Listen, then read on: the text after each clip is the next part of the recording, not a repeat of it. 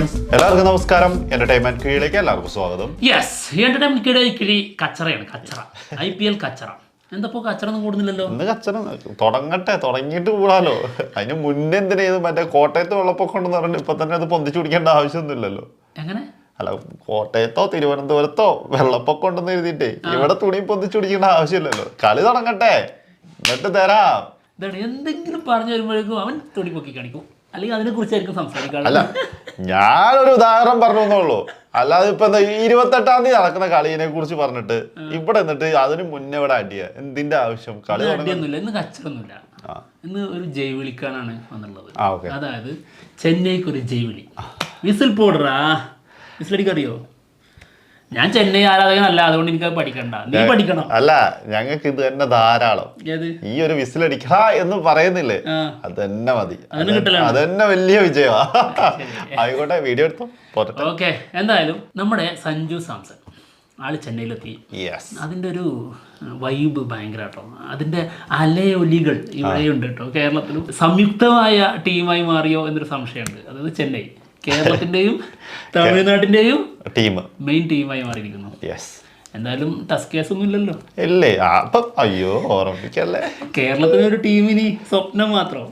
പിന്നെ ഇതൊക്കെ നടക്കുള്ളൂ. എല്ലാത്തിലും ആ വകുപ്പിലേക്ക് തന്നെ പോയിക്കൊണ്ടിരിക്കുന്നത്. മറ്റോടത്തും അതിന്റെ അവസ്ഥ. ISL തീർന്ന് മഞ്ഞക്കെട്ട് വന്നു. വെറുതെ ആവുമോ? ഞാൻ എന്തായാലും പിങ്ക് ഇട്ടത് നന്നായി. എന്താ ചെന്നൈയിൽ നിന്ന് കൂടും അറിയോ? അല്ല, അങ്ങനെയാണല്ലോ ശീലം. ചെന്നൈയിലല്ല, മുംബൈയിൽ നിന്ന് ചെന്നൈയിലേക്ക് പോയി. ഇനി ചെന്നൈയിൽ നിന്ന് വേറെ ഞാൻ പല കൂടും കയറും ചിലപ്പോ കേട്ടോ. നീ അന്വേഷിക്കാൻ നിൽക്കണ്ട. ഇവിടെ ചെയ്യാൻ വന്ന കാര്യം ചെയ്തിട്ട് പോവാ കേട്ടല്ലോ. ഞാൻ ഏത് കൂട്ടിൽ കയറണം, ഏത് കൂട്ടിൽ ഇരിക്കണം എന്നുള്ളത് ഞാൻ മുട്ടയിടണം വേറെ ആൾക്കാരാണ്. കൂട്ടിൽ ചില കുയിലുകൾ കയറി മുട്ടയിടും. കുയിലിന്റെ കൂട്ടിൽ കാക്കയാണ് മുട്ടയിടാ കേട്ടോ. അതുപോലെ അറിഞ്ഞൂടാ. അല്ല, ഞാൻ അതിനെ കുറിച്ച് പഠിച്ചിട്ടില്ല. പഠിക്കണം. ഇത് പല കൂട്ടിൽ കയറുന്നവർക്ക് അവരുടെ ആ വർഗത്തിനെ കുറിച്ച് പ്രത്യേകം അറിയാം. തീർച്ചയായും അതിനെ കുറിച്ച് പഠിച്ചിട്ടുണ്ട്. അല്ല, ഇവനാകെ അറിയുന്ന കോഴി എന്ന് പറഞ്ഞ വർഗത്തെ കുറിച്ച് മാത്രമേ. എല്ലായിടത്തും കോഴി. പക്ഷെ ഒരിക്കലും വേറെ ആളുടെ മുട്ട ഞങ്ങള് വിരിക്കാറുണ്ട്. നന്നായിട്ട് വിരിക്കാറുണ്ട്. സാരല്ല, എന്തായാലും ഞങ്ങൾ ഒരൊറ്റ ടീമിൽ ഒരൊറ്റ കൂട്ടിൽ മാത്രം മുട്ടുന്നവരാണ്. തീർച്ചയായും നിങ്ങൾ അങ്ങനെ തന്നെ ചെയ്യാൻ പാടുള്ളൂ. പക്ഷേ ഈ വീഡിയോ തുടങ്ങുന്ന സമയത്ത് വിസിൽ പോടറാ നമ്മൾ ചെന്നൈക്ക് കൈയടിക്കാനും വിസിലടിക്കാനും വന്നതാണ്. അത്രേ ഉള്ളൂ. ഈ ഒരു വീഡിയോ അതിനുള്ളതാണ്. അതിനാണ് ഞാൻ മഞ്ഞ സെലക്ട് ചെയ്തത്. ഈ ഒരു ഷർട്ട് തന്നെ സെലക്ട് ചെയ്ത് വന്നത്. ഓക്കെ. അപ്പോൾ എന്തായാലും സഞ്ജുവിന് പ്രത്യേക പരിഗണന കൊടുക്കുന്നു. അവിടുത്തെ ഒരു ഹീറോ ആയി മാറിയിരിക്കുന്നു. ചിന്നത്തല എന്നുള്ള രീതിയിൽ തന്നെ വേണമെങ്കിൽ എടുക്കാം. അങ്ങനത്തെ വരവേൽപ്പാണ് ആൾക്ക് കിട്ടുന്നത്. പിന്നെ അല്ലെങ്കിൽ തന്നെ ഹീറോ അല്ലേ? അതെ. അതായത് ചെന്നൈ ടീം ഇട്ട വീഡിയോസ് ഉണ്ടല്ലോ, ആൾക്ക് കൊടുത്തിരിക്കുന്ന വീഡിയോസ് ബിൽഡപ്പ് ഭയങ്കരം തന്നെയാണ്. അതായത് 3 വീഡിയോസ് വന്നിട്ടുണ്ട്. ഇത് കുറച്ച് ദിവസമായിട്ട് വന്നിട്ട് നമ്മൾ റിയാക്ഷൻ ചെയ്യാൻ പോവാണ്. അപ്പോൾ ആദ്യത്തെ വീഡിയോ അതായത് തുടങ്ങാം എന്നുള്ളതിൻ്റെ സൂചന നൽകുന്ന ഒരു വീഡിയോ, അത് കാണാം. ഓരോന്നും പോന്നോട്ടെ.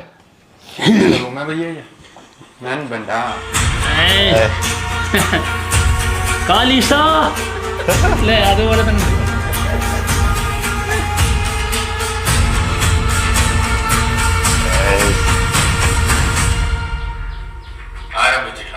പിന്നല്ല സാംസണ്ടാ 11 നമ്പർ 11 ആണ് കേട്ടോ. ആ വാതിലേ ഇത് കൊടുത്തൊക്കെ കണ്ടില്ലേ? ഈ വീഡിയോയിൽ നിന്ന് ഏറ്റവും നല്ലൊരു സാധ്യത നഷ്ടപ്പെട്ടു. ഏതാണ്? അതായത് കൂലിയിലെ കാലീശ സംഭവം ഉണ്ടല്ലോ, ആ രീതിയിൽ സൺ പിക്ചേഴ്സ് മറ്റേത് കൊടുത്തത് കൊണ്ട് വിവരം വെക്കും. സംഭവമൊക്കെ ശരി തന്നെ, ശരിക്കും നല്ല സാധനമായിരുന്നു. അതിന് അവർക്ക് കൂടി തോന്നണ്ടേ? കാരണം എന്താ പറയുക, ഏതെങ്കിലും സമയത്ത് പെട്ട് നിൽക്കുന്ന സമയത്ത് ആദ്യം തന്നെ തല വിളിക്കുകയാണ് കാലീഷ, അപ്പോഴേക്കും ഇറങ്ങി വരേണ്ട ആളായിരുന്നു. പക്ഷേ സൺ പിക്ചേഴ്സിന് ഇത് മനസ്സിലാവണ്ടേ? അവർക്ക് മനസ്സിലായി, അവര് എതിർ ടീമാണല്ലോ, ഹൈദരാബാദിന്റെ ടീമാണല്ലോ, അതുകൊണ്ടാണല്ലോ സമ്മതിക്കൂല. അങ്ങനെ മാസ് ഉണ്ടാക്കണ്ടെന്ന് സംഭവമാണെങ്കിൽ മാസ്. ഞങ്ങൾക്ക് ഇതൊന്നും മാസ് വേണമെന്നൊന്നുമില്ല. ഞങ്ങൾ വെറുതെ ഇറങ്ങി നടന്നാൽ പോലും അത് മാസാണ്. ക്ലാസ് വേറെ ഉണ്ട്, അതുകൊണ്ട് മാസ് ഞങ്ങൾ വെറുതെ ഇറങ്ങി അതിലെ നടന്നാൽ പോലും അത് മാസ് തന്നെ. അതാദ്യം മനസ്സിലാക്കിക്കോളൂ. പക്ഷെ അടുത്ത് മുംബൈ ഇന്ത്യൻസിന്റെ ആരാധകരൊന്നും കളിക്കാരൊന്നും വരരുത്, അവരൊക്കെ പിന്മാറും, അവരൊക്കെ ഒതുങ്ങി മാറി നിൽക്കും. അതാണ് മാസ് എന്ന് പറയുന്നത്. എന്തായാലും മാസ് വേണോ ക്ലാസ് വേണോ എന്നൊരു ഡൗട്ട്, ആ ഒരു ചർച്ച അത് അവർക്കിടയിലുണ്ട് കേട്ടോ. സ്കിപ്പറിന്റെയും നമ്മുടെ കീപ്പറിന്റെ ഇടയിലുണ്ട്. ഒന്ന് കണ്ടോ. കാണാം. ചേട്ടാ വീഡിയോ റെഡിയാ மச்சான் வீடியோ எப்படி மாசா கிளாஸா நீ சொல்லு மச்சான் மாஸ் பண்ணிட்டோல நீ கிளாஸ் பண்ணலாம்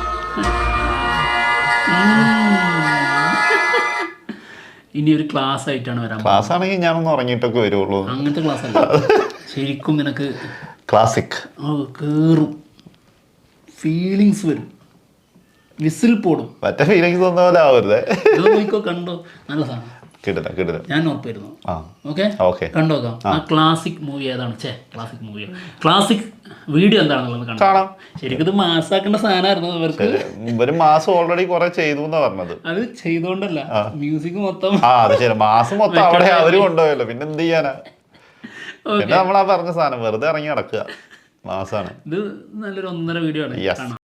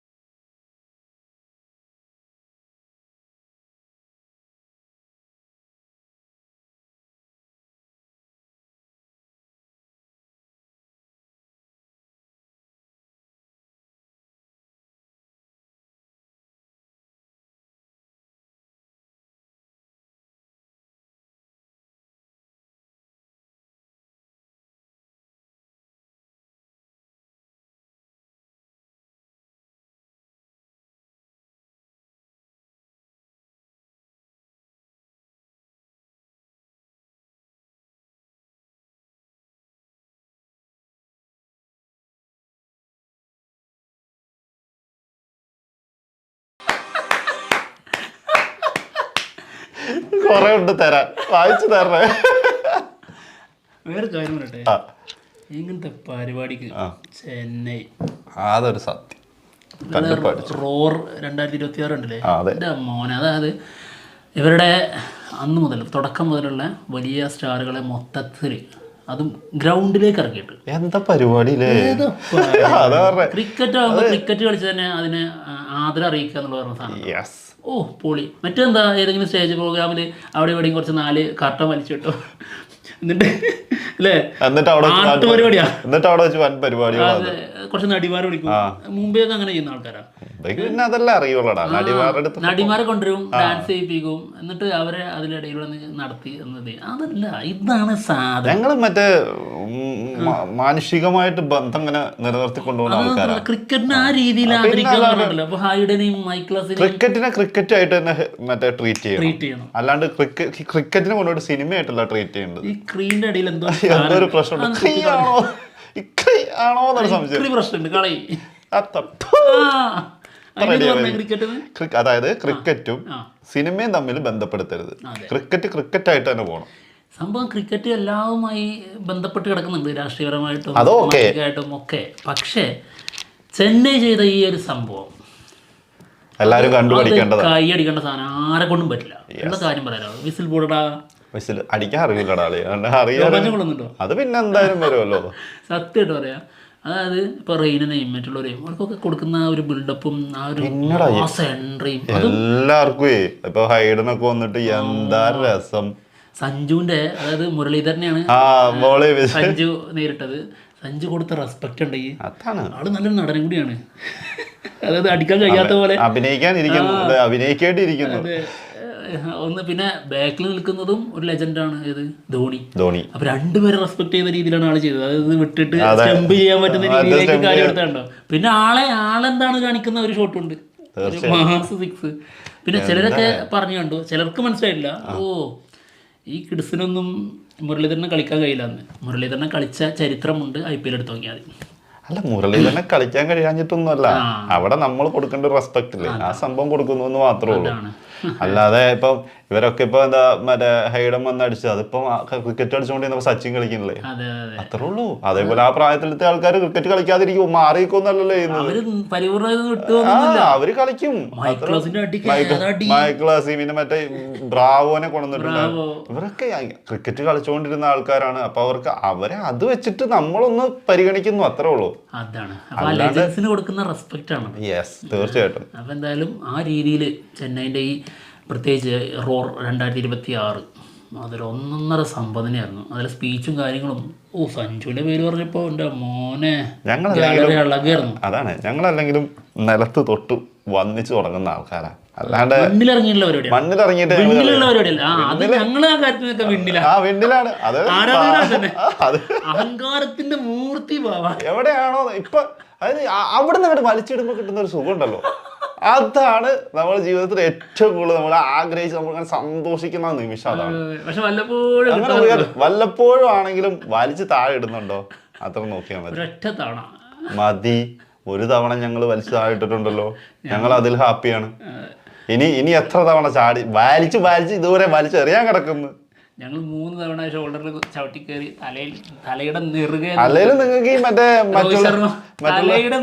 മറ്റുള്ളവരുടെ ചവിട്ടി കയറൽ മാത്രമേ നിങ്ങൾക്ക് പറ്റുള്ളൂ, പക്ഷെ അവിടെ നിന്നും പോവും. തന്ത്രജ്ഞനായ വിസിൽപോട് വരും തന്ത്രമൊക്കെ കാണാൻ കിടക്കുന്നേ ഉള്ളൂ. ആശാന്റെ കളികളൊക്കെ മക്കളെ നിങ്ങള് ഇതൊക്കെ താങ്ങുമോ? അല്ല, നിൽക്കും, എന്നിട്ട് മറ്റുള്ളവരെ കൊണ്ട് കളിപ്പിക്കേണ്ടി വരും. മതി, അത്രയും മതി.